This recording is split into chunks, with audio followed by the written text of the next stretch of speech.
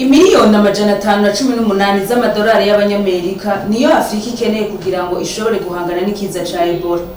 Ivyo bishikirizwa na nyene icubahiro umukuru w'igihugu c'u Burundi Evariste NDAYISHIMIYE, akaba ari warongoye n'ubumwe bwa Afrika mu kiganiro yagiranye n'abarongoye ibihugu vyabo vyo muri Afrika kuri bwa buhinga bwa none ngurukana bumenyi. Hagati aho turaza kuraba ivyo bimaze gushikwako inyuma y'amasezerano y'ibanze yo guhagarika intambara hagati y'igihugu ca Amerika na IRANI.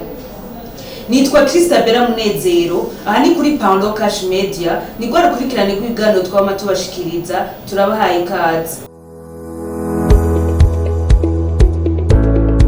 Biragoye cyane gutera imbere kandi biranorosha gutera imbere mu gihe ujanye n'ibihe vya none, mu gihe ujanye n'ibihe turimo, kuko ntushobora kuba ukiri mu bihe vya kera ngo ushobora gutera imbere. Ni kubaho uzi ahisigeze, ni kuba uri gukora woroherezwa ibikorwa vyawe biriko biravansa bitewe n'uko uri gukoresha internet inyaruka. Abahinga barerekana ko ata internet no musi iraboneka inyaruka isumba Starlink. Ni benshi bidoga ngo bakoresha connection zikwega ivyo bakora ngo ntibikunda. Ico kibazo rero muri Palo d'Argent twaramaze kugitorera umuti.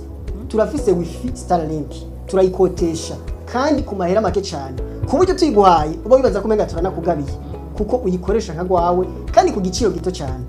Ivyo twabishize kugira ngo tuje hamwe twese kugira dutere imbere twese. Ayo mahirwe rero ntagucike, wewe umvirije video urayisangiza abandi kugira ngo nabo ayo mahirwe ntabacike. Kuba yifuza canke kubaza kuba intéressé kumva yuko bakeneye internet canke abahora bayirondera bakabura iyo bayikura, dukorera muri Excellence House, ni impande ya building ya Limitel muri ville mu gisagara ca Bujumbura.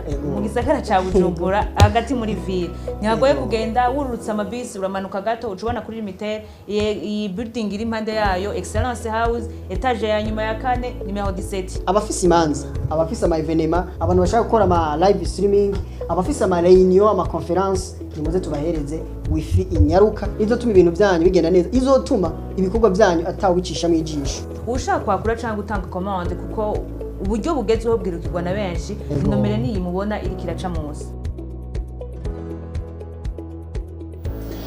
Mu nama yabereye kuri video conference yobowe na nyene icubahiro Evariste NDAYISHIMIYE mu cicaro c'urongoye ubumwe bwa Afrika, abarenga 500 bakaba bari bitabiriye iyo nama ndetse n'abarongoye ibihugu vyabo vya Afrika. Eka nabo bose bari batumiwe muri iyo nama kugira ngo bifatanye na Afrika mu kurinda ikiza ca EBOLA. Ibihugu 50 ndetse n'ababishigikiye barungitse ubutumwa basaba yuko Afrika ikwiye kuja hamwe kugira ngo irondere amafaranga ndetse banaterereze n'amakungu kugira ngo ishobore guhangana n'ikiza ca EBOLA gisigaye kiriko kirasasika inganda mu Uganda hamwe no muri Republika Iharanira Demokarasi ya Kongo. Umukuru w'igihugu c'u Burundi akaba arongoye n'ubumwe bwa Afrika yahamagariye ibihugu byose kuja hamwe vya Afrika kugira ngo bahangane n'ico kiza. Akaba yamenyesheje ko gushika ku itariki 15 Buheshi uno mwaka abantu 800 bamaze kumenyekana ko banduye, abarenga 200 nabo bakaba bamaze kumenyekana yuko bahitanywe n'ico kiza. Yashimangiye avuga yuko atagihugu kandi birazwi yuko nkuko twagiye turabibona nta gihugu na kimwe coshobora kwifasha kugwanya ico kiza. Nico gituma yahamagara ibihugu byose vyo muri Afrika bije hamwe birondera ukungene boshobora kugwanya ico kiza mu maguru masha kitarashikira ibindi bihugu. Narijya avuga yuko ibihugu bitarashikirwa bihana imbibe n'ico gihugu ca Kongo ko navyo nyene bitokwijajara kuko novuga ko kitari kure kuko camaze kurandagata. Biboneka nuko no muri Uganda abantu babandanya baboneka banduye ico kiza. Mu makuru twari twabashikirije aheruka mu bijanye na EBOLA, twarabamenyesheje yuko umukuru wa OMS aho yaheruka kuja mu Uganda yavuze yuko ivyo kugara imbibe bo bisubiramo kuko abantu baboneka ko bari bamaze kwandura mu Uganda bose bari baje bava muri Kongo. Umukuru w'ubumwe bwa Afrika wowe avuga yuko atagihugu co kwinuba ibindi, ahubwo icihutirwa atari ukugara imbibe, ahubwo ari ugufatanya ibikorwa, kuraba neza ivyo kumbibe, kugabanya ingendo ataco zimaze canke zohava ziza gutera ingorane. Agasaba Afrika CDC hamwe na OMS gushigikira Afrika kubaronsa ibikoresho kugira ngo bashobore gukingira, bashobore no kuvuza canke gufasha uburere bumaze kugaragaramwo iyo ndwara. Akaba yarangije asaba ibihugu bitarandura ico kiza ca EBOLA kubandanya bikingira, birinde kuza bararamukanya n'abandi, kuja mu makoraniro kugira ngo aho itarashika bashobore kuyirwanya. Umukuru w'akanama k'ubumwe bwa Afrika ari Yusuf yashimiye cyane ncubahiro Evariste NDAYISHIMIYE umukuru w'igihugu c'u Burundi akaba ari warongoye n'ubumwe bwa Afrika ko yakoze igikorwa ciza co guhamagarira Afrika kuja hamwe kugira ngo bagwanye ico kiza ca EBOLA. agasaba ko abemeye intererano yuko bozitanga mu buryo buboneka bw'amafaranga kugira ngo Afrika izoshobore kwigenga mu bijanye no kwikingira canke kurinda ibiza biba biturutse giturumbuka nk'ivyo nkuko kwa Ebola. Tubibutse ko Ebola iriko irasasika inganda mu gihugu ca Kongo, ari Ebola yo mu bwoko bundi buryo, ikaba imaze kuja mu turere dutatu tw'igihugu ca Kongo, ariko Kivu y'epfo, Kivu ya ruguru hamwe no mu karere ka Ituri. Ikaba kandi imaze gushika no mu gihugu c'Ubuganda. Mu makuru twaheruka kubashikiriza mu bijanye na Amerika na IRANI, twababwiye ko amasezerano yibanze yamaze gushikwako hagati y'igihugu ca IRANI na Amerika yo guhagarika intambara, naho bitoroshe ku ruhande rwa Israeli. Twarababwiye yuko Israeli yabandanije itera igihugu ca Libani nayo akaba ariyo icumbikiye umugwi wa Hezbollah nayo ikaba ishigikiwe n'igihugu ca Iran. Twarababwiye kandi ko igihugu ca Libani cagarutse cane kiranakomplika cane ibiganiro kuko Iran yaguma isaba Amerika ko yobwira Israeli yuko yahagarika ivyo bitero igenda iratera. Israeli yo yamenyesheje yuko imaze kugaragaza aho ihagaze mu bijanye n'iyo ngingo, ikaba yaramaze no kumenyesha leta zunze ubumwe za Amerika aho ihagaze. Yaramenyesheje yuko itagiye gukura ingabo zayo muri Libani ahubwo igiye kuzongereza. Yaranagabishije kandi igihugu ca Iran ko izokwivunikerekana ububasha bwayo. Ku ruhande rwa Iran yo yamenyesheje yuko igitero cose kizova ku gihugu ca Israeli ko kizofatwa nk'ihungabanya ry'amasezerano.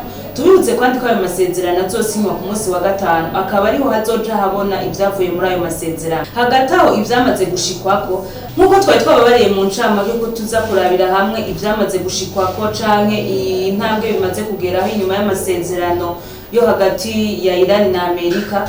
Nkuko tubikesha itororokanizo ry'amakuru ryo mu gihugu ca Iran, ubwato butatu bwamaze kurengana butwaye ibitoro aho leta zunze ubumwe za Amerika zari zazibiriye Iran. Ivyo bibaye nyuma yaho Amerika na Iran bishitse ku masezerano yo guhagarika intambara no kugurura hamwe Amerika yari yazibiriye Iran, eka no kugurura umuhora wa Hormuz ukaze cane kandi urihishe cane, umuhora ufise akamaro kanini mu rudandazo rwo mu mazi kw'isi. Ingingo ya Amerika yo kuzibira ibivuko vya Iran vyo kudandaza ibitoro mu makungu yari yayifashe inyuma yaho Iran yafunze umuhora wa Hormuz. Guheraho ibitoro Iran yahora idandaza mu makungu vyarakorotse cane, biva kutugunguru umuriyoni bija kutugunguru 260 gusa, akaba ari urugero rwa nyuma rwa mbere rubayeho kuva Iran itanguye kudandaza ibitoro mu makungu.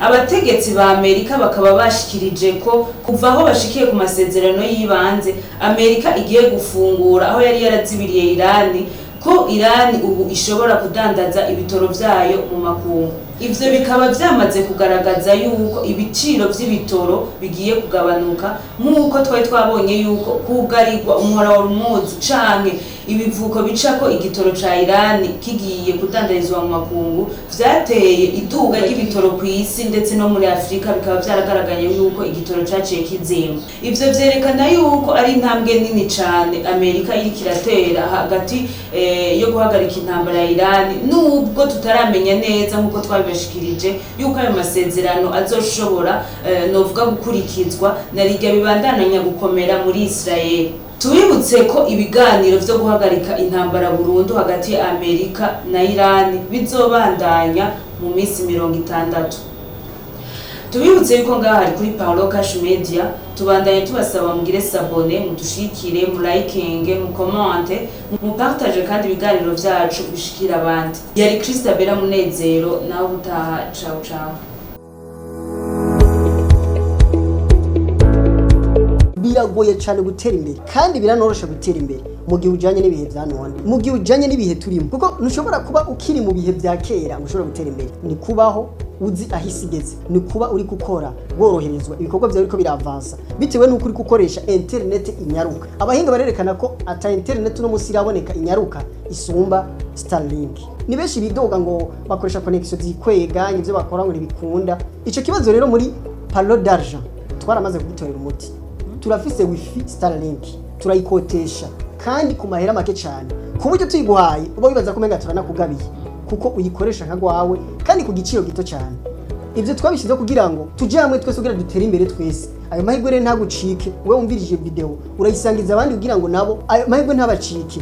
kuba yifuza canke kubaza kuba intéressé kumva yuko bakeneye internet canke abahora bayirondera bakabura iyo bayikura dukorera muri Excellence House ni impande ya building ya Limitel muri ville mu gisagara ca Bujumbura mu gisagara ca Bujumbura hagati muri ville ntihagoye kugenda wururutse amabisi uramanuka gato ucubona kuri Limitel iyi building iri impande yayo Excellence House etage ya nyuma ya kane numero 17 abafise imanza abafise ama evenema abantu bashaka gukora ama live streaming abafise ama reunion ama conference nimuze tubahereze wifi inyaruka izotuma ibintu byanyu bigenda neza izotuma ibikorwa byanyu atawicisha mu ijisho ushaka kwakura cyangwa gutanga commande kuko uburyo bugezweho bwirukirwa na benshi nomero niyi mubona iri kiraca munsi